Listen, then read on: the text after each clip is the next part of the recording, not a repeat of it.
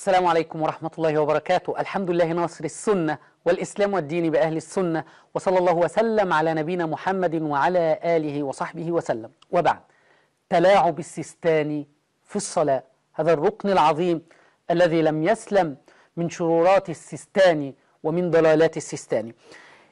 السيستاني بيقول للشيعة ما تصلوش بصور طويلة، هذه الصور الطويلة لا يجوز الصلاة بها. إزاي؟ الشيعة عندهم ان لو الانسان صلى، من اجل ذلك لا ترى احد من مراجع الشيعة ولا معمم الشيعة ولا عوام الشيعة يحفظ القرآن الكريم او يحفظ صور طويلة كالبقرة او آل عمران او النساء او المائدة الانفال التوبة، ما فيه خالص. السيستاني بيقول ان لو الشيعي بيصلي دلوقتي وقرأ الفاتحة ومثلا قرأ اول ربع من البقرة وحب ان هو يركع، لا يجوز ليه ان هو يركع. طب ليه لا يجوز ليه ان هو يركع؟ بيقول لك لازم يختم السورة. وصراحة حتى نكون بصدق ان هذا موجود عند الامامية الاثنى عشرية كلهم، ليس السيستاني فحسب، ولكن احنا بناتي بكلامه لان احنا بنتكلم عن السيستاني.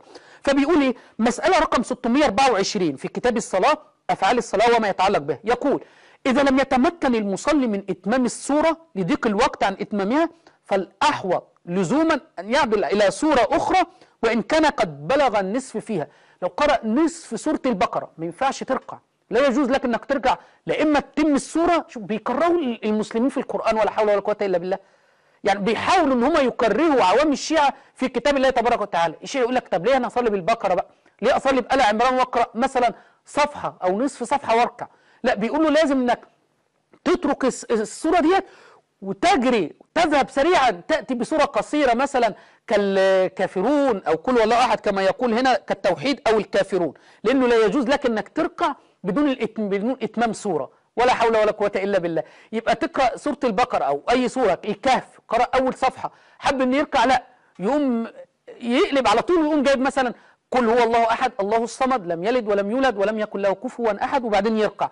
من أجل ذلك أنا أقول لك عزيزي المشاهد، لا ترى، احنا تحدينا على شاشة صفا هنا من قبل مراجع الشيعة أن يقرأوا القرآن صحيح، وعملنا حلقات كثيرة عن أخطائهم وبدعهم حينما يقرؤون القرآن الكريم.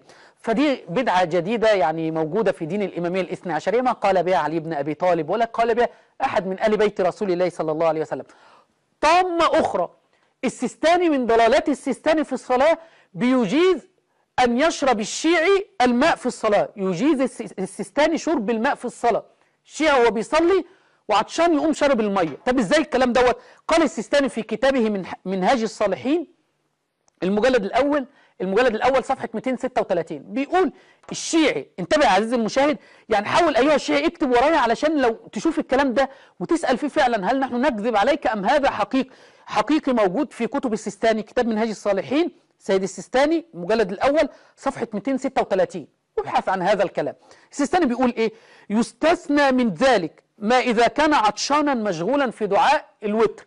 واحد بيصلي وصايم، هيصوم في هذا اليوم وشغال في دعاء الوتر، وخلاص الفجر هيخرج وهو قاعد يدعي ومشغول في الدعاء ومش عايز يقطع الدعاء. فيقول السيستاني: وكان الفجر قريبا يخشى مفاجأته والماء أمامه أو قريبا منه قدر خطوتين أو ثلاثة، فإنه يجوز له التخطي. كمان يمشي في الصلاة، مش يشرب بس، الماء أمامه هو خطوتين ثلاثة، يقوم ماشي خطوة اتنين ثلاثة، يروح يأتي بزجاجة الماء وبعدين يشرب، وبعد ما يشرب يقوم راجع 3-4 خطوات دول تاني ويكمل الدعاء ويكمل الصلاة. أنا خايف كمان مثلا 3-4 سنين يطلع لنا فتوى ان يجوز ان الشيعي يتسحر وهو بيصلي، هو راكع كده، يقوموا حاطين الاكل امامه او هو ساجد، يقوم من السجده الاولى يكون الاولاد حضروا له الاكل ويقعد ياكل معاهم، ويقوم من السجده الاولى يكمل صلاته الصلاه الشيعيه، ولا حول ولا قوه الا بالله. وهو هذه الفتوى في كتاب منهاج الصالحين للسيستاني المجلد الاول صفحه 236. من بدع السيستاني في الصلاه ايضا، السيستاني يقول: يجب رد السلام في الصلاه حتى وإن كان من امرأة. لو امرأة مرت على رجل وهو بيصلي فقالت له السلام عليكم، فيجب على الشيعي يقول لها السلام عليكم. في مسألة رقم 676 يقول السيستاني و679: يجب رد السلام وإن كان المسلم صبيا مميزا أو امرأة أجنبية. حتى لو كان صبي مميز أو عنده مثلا 12 سنة وبيفهم وبيميز ما بين الأشياء، فيجوز ان لو قال لك السلام عليكم يجب رد السلام، والمرأة حتى الأجنبية لو قالت لك ذلك. يعني واحدة عايزة تعاكس واحد وهو بيصلي، تعدي من جنبه في الحسينية تقول له السلام عليكم، يقوم ردت عليه. هذا في كتاب منهاج الصالحين الجزء الأول، الطبعة المصححة والمنقحة للسيستاني، في مسألة رقم 679. كما قلنا مفيش أي شيء للسيستاني، أي صوتيات للسيستاني، ومفيش أي محاضرات للسيستاني. فأتينا لكم بشرح الرسالة العلمية من المعمم، شرح الرسالة العلمية للسيستاني من المعمم صباح شبر في برنامج ليتفقهوا في الدين. هيا بنا نشاهد هذا الفيديو وهو يكرر الكلام الذي قاله السيستاني. هيا بنا نشاهد هذا الفيديو سويا. السلام المعفو في الصلاة رد السلام، بل ليس فقط معفوة وإنما هو واجب. إذا شخص قاعد يصلي وسلم عليه شخص، رجلا كان، امرأة، طفلا مميزة، حتى لو مبالغ عمره 10 سنين 12 سنة يفتهم ايش قاعد يقول. مرة طفل عمره 2 سنين معلميه أهله يقول سلام عليكم، هو هم قال ما يدري ايش قاعد يتكلم، يعني ما قصد التحية، لأن الآية تقول وإذا حييتم بتحية. هذا الطفل الغير المميز ما قصد التحية فلا يجب رده. أما إذا كان بالغ أو مميز وقصد التحية رده واجب. في غير الصلاة واجب، في الصلاة أيضا واجب، سوى أنه في غير الصلاة يتخير الإنسان بين رد التحية بمثلها أو بأحسن منها. طبعا إذا ردها بأحسن منها كان أفضل، وإذا حييتم بتحية فحيوا بأحسن منها أو ردوها. بالصلاة ما لحق يحيي بأحسن منها، بل الأحوط أن يجيب نفس الصيغة. قال له سلام عليكم يقول له سلام عليكم، لا يقول له عليكم السلام. نفس الصيغة التي قالها الطرف يقولها له، لا يزيد فيها شيئا ولا ينقص. سبحان الله، ولا حول ولا قوة إلا بالله. شفت الورع؟ بيقول لك لا خلاص، قال لك سلام عليكم، تقوم انت عامل زي البغبغاء تقول له سلام عليكم. قال السلام عليكم ورحمة الله، يكون الشيعة عامل زي البغبغاء ويقوم قايل له السلام عليكم ورحمة الله. شفتوا يا شيعة يعني ازاي هؤلاء المراجع وهؤلاء المعممين بيهنوكم لدرجة ايه؟ الثاني بيقول لك يجب، يعني زي ما انت سمعت الآن بيقول لك يعني من المعافى عنه بل يجب رد السلام في الصلاة، ولا حول ولا قوة إلا بالله. بيقول لك يأثم لو الشيعي ما عملش كده، يأثم لو كمل الصلاة.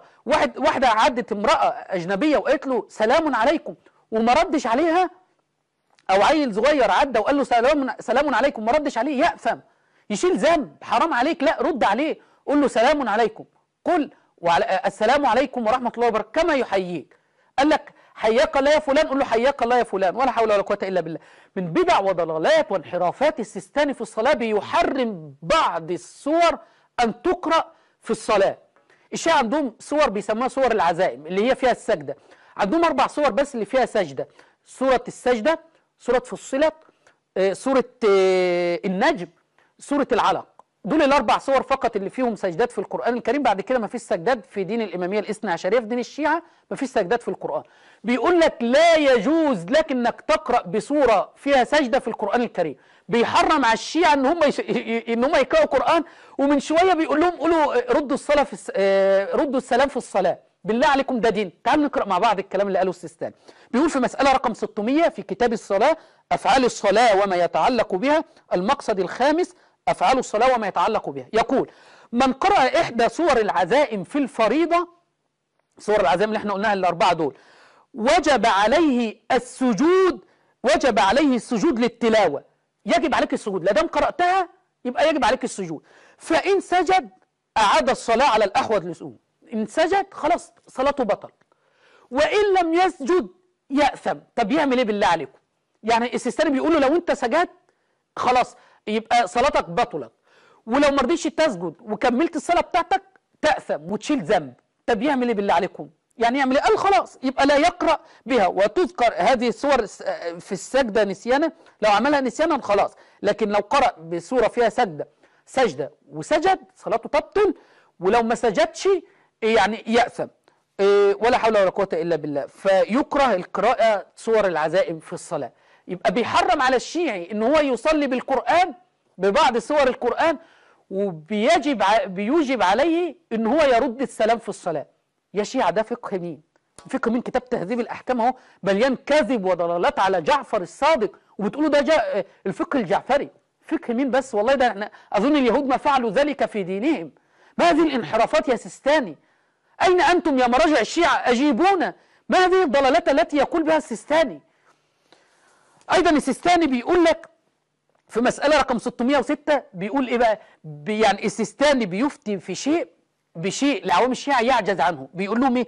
تجب القراءة الصحيحة بأداء الحروف وإخراجها من مخارجها على النحو اللازم في لغة العرب كما تكون هيئة موافقته، ويجب عليه الإدغام والتنوين. يقول السيستاني هذا في الصلاة يجب على الشيعي أن يقرأ القرآن بهذه القواعد. طب نحن من الآن هو بنتحدى أي شيعي له جائزة من شاشة صفا، بنتحدى أي شيعي يأتينا للسيستاني وهو بيقرأ الفاتحة بالتجويد.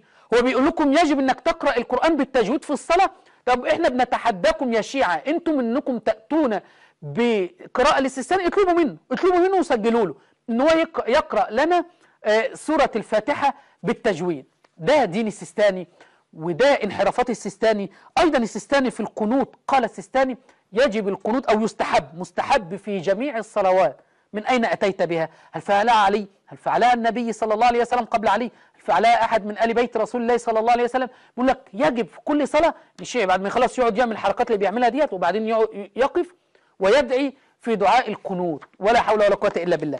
يعني هذه بعض بدع وانحرافات وضلالات وتلاعب السيستاني في الصلاة، وما زال عوام الشيعة يسمعون هذا الكلام ولا يردون عليه. يقول لكم ردوا السلام في الصلاة ولا تردون عليه. يقول لكم لا تقرأوا ببعض السور في القرآن ولا تردون عليه. يقول لكم قول أمين تبطل الصلاة ولا تردون عليه. يعني يقول لكم لو صليتوا بصلاة أهل السنة والجماعة صلاتكم باطلة.